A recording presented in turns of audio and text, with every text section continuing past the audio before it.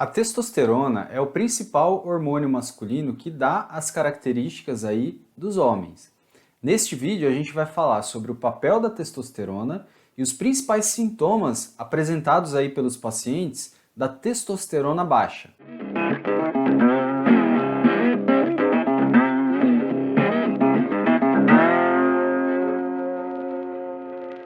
Olá pessoal, meu nome é Felipe Vasconcelos, eu sou médico urologista.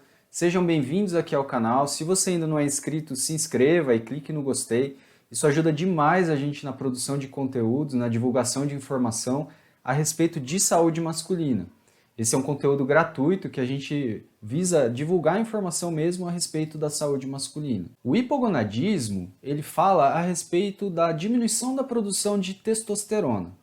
Na verdade, essa diminuição ela pode acontecer seja por um problema aí real da produção testicular, né? Ou seja, o testículo está com uma dificuldade de produzir testosterona, ou seja, por uma diminuição no estímulo para ele produzir. Existem alguns hormônios que estimulam a produção testicular de testosterona. Então funciona mais ou menos assim.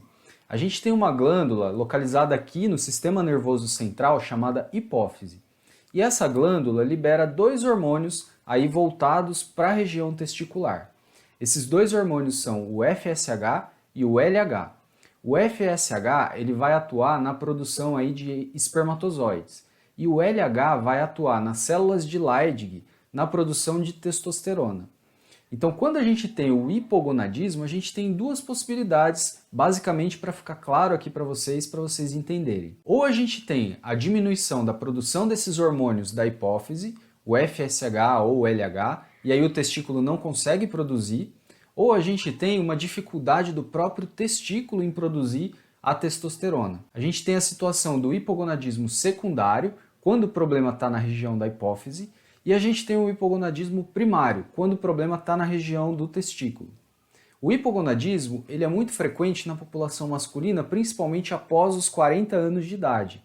A incidência do hipogonadismo começa a aumentar conforme a idade. Então lá para os 40, 50, 60 anos, a incidência vai só aumentando. Agora você pode perguntar assim, poxa, o que acontece então? Tá tudo bem lá, o testículo está produzindo lá a testosterona, o que acontece que do nada ele decide não produzir mais a testosterona? E na verdade a gente não tem uma resposta muito bem definida para essa pergunta.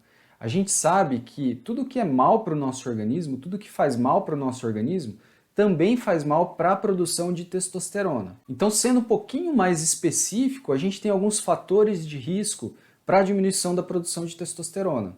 A gente tem, por exemplo, o diabetes, doenças pulmonares aí secundárias ao uso do cigarro, ao tabagismo, doença renal crônica, cânceres, enfim, muitas doenças que vão interferir na produção hormonal. E só para vocês terem uma ideia em relação aí do diabetes e do hipogonadismo, a gente tem alguns estudos que mostram que até 42% dos pacientes com o diabetes vão apresentar algum grau aí de hipogonadismo.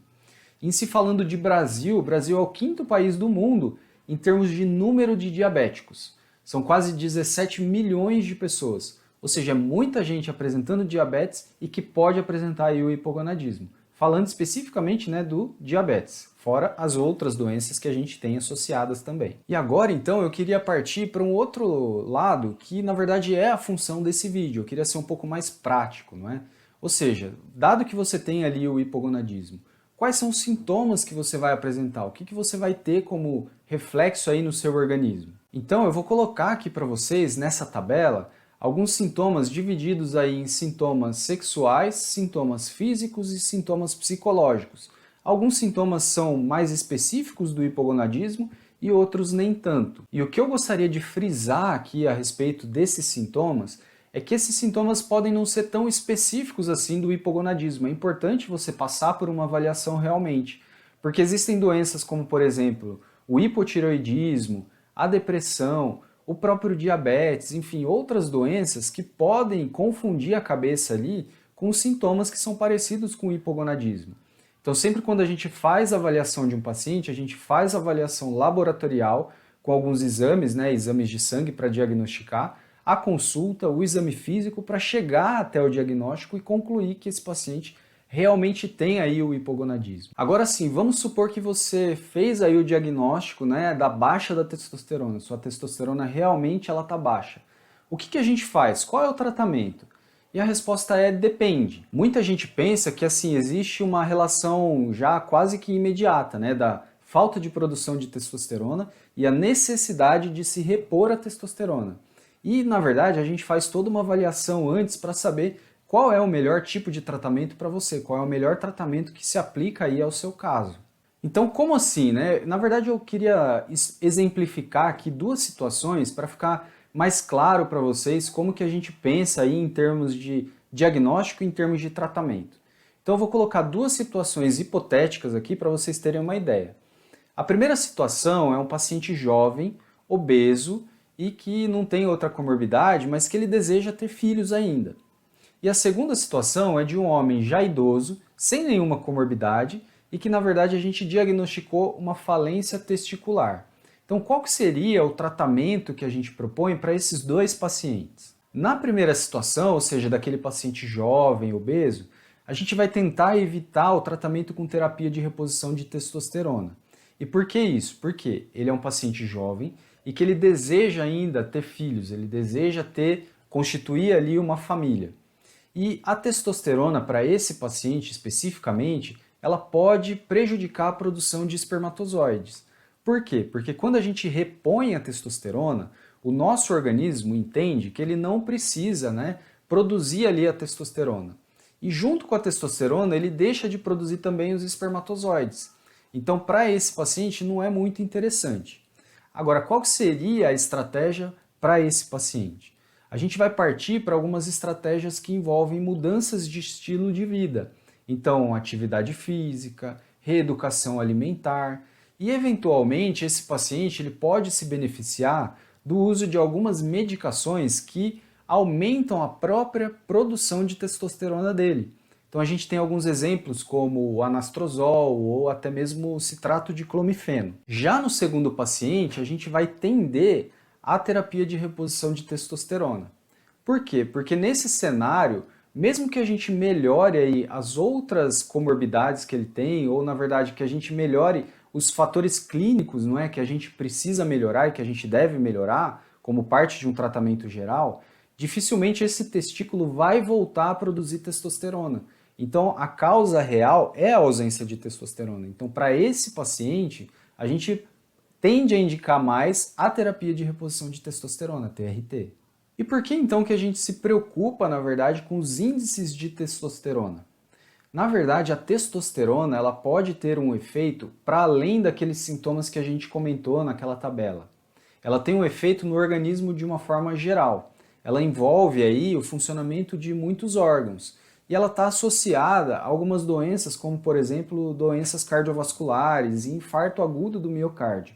Então, no paciente que tem a deficiência de testosterona, é importante que ele seja avaliado e, eventualmente, é importante que ele aumente até esses níveis de testosterona. Agora, para a gente fazer esse tratamento, não é, com a reposição, ou seja, o tratamento, né, o tratamento clínico, o ideal é que você tenha um acompanhamento aí de um profissional que seja especializado nessa área. Porque uma vez que você inicia o tratamento, você pode ter repercussões aí no seu organismo que você deve ter um acompanhamento. Então, só para dar alguns exemplos, a gente monitora o funcionamento do fígado, a gente monitora os índices aí de viscosidade sanguínea, a gente tem que monitorar os índices da testosterona no sangue.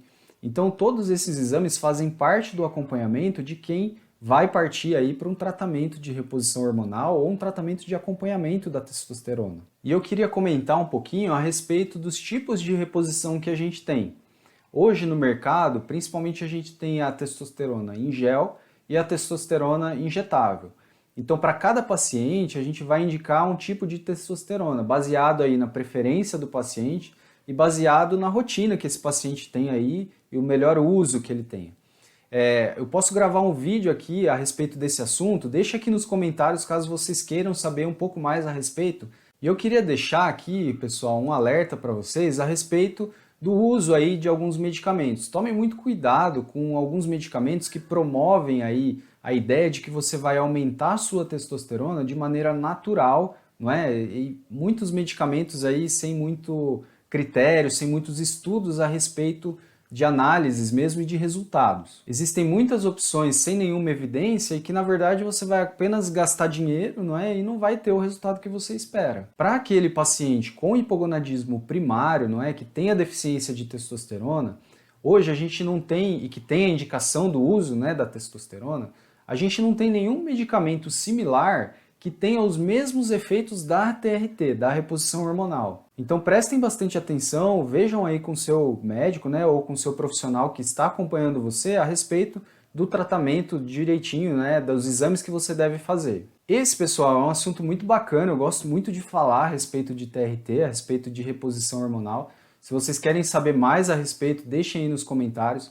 Inclusive, esse vídeo foi gravado por conta de muitos comentários aí, muitas sugestões de inscritos aqui do canal que querem saber a respeito da reposição hormonal. Então, se vocês quiserem saber mais a respeito, deixem aí nos comentários. Eu fico muito feliz, é um assunto que eu gosto muito de estudar e de falar para vocês. Espero que vocês tenham gostado do vídeo e até a próxima.